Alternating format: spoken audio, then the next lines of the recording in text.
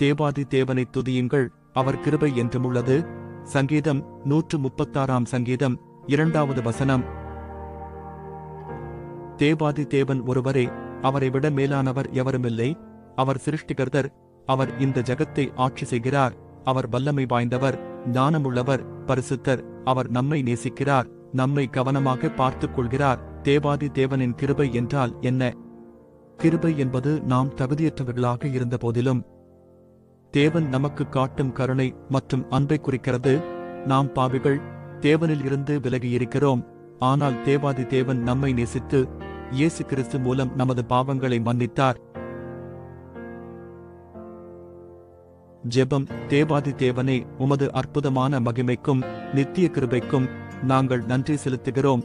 இயேசுவின் நாமத்தில் ஜெபிக்கிறோம் பிதாவே, ஆமென்.